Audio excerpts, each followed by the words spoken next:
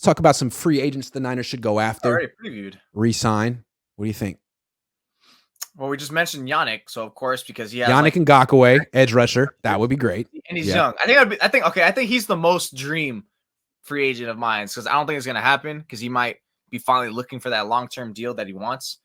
Again, he's young, he's promising, he's pretty dominant, and he'd be sweet. I just wonder if the Niners want to do that because that means he'd probably be an anchor on the edge. He doesn't rush. I mean, he doesn't play run defense like that. So that's like, does that gonna hurt Drake Jackson? If you do that, it pretty much pushes Drake Jackson down, doesn't it? And it's kind of hard to get him on the field. You just wonder if they go more veteran presence, which another guy I would probably like would be maybe a Leonard Floyd.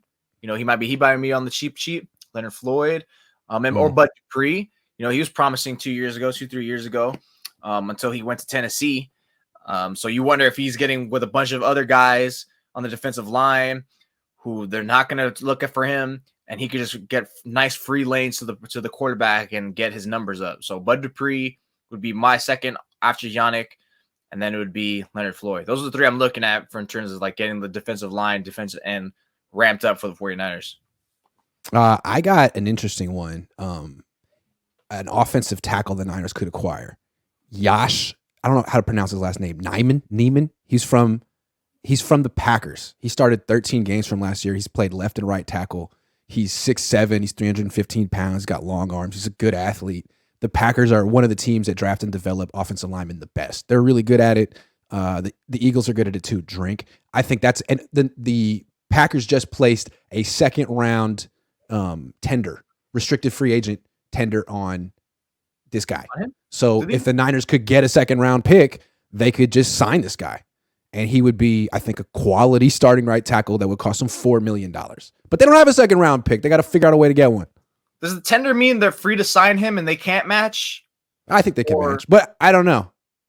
Because then the Packers would just match. There's no way in hell the Packers are going to allow the Niners to steal one of their guys at all. No well, he's not even a starter for them. But yeah, he did start some last time. They had some injuries. But if they could get that guy qualifies. I don't know. And you by your stand, you already know he can fit in your system because LaFleur does something similar to you. So it's like, there goes the scouting right there, right? Get that guy. Work. He's going to be better than anyone you get in the draft. I like that guy. Yeah, most likely. Good athlete, big dude, has experience, good player. All right. Because really, outside of like, you know, when we're looking at offensive, defensive line, like, I don't really see where else they're going to add a free agent. Maybe an extra veteran corner just for depth. But it's like, because who you're starting, obviously, you got Charvarius Ward, Diamado Lenore, presumably Samuel Womack, who they're probably going to compete with. And then after that, you got the youngsters behind Tariq Castor-Fields, Contrez Knight, Ambry Thomas. I think Ambry Thomas is a dead man walking. So I got a prediction. If the Niners make another splurge in free agency, it's for a D end. That's my prediction. That's the only position they spend on D-line. They did clear up space with all their players, right? Fred Warner, Ward. They're going to go get a D end. Unless they really believe in Drake Jackson. I don't know how they feel about him. They made him inactive.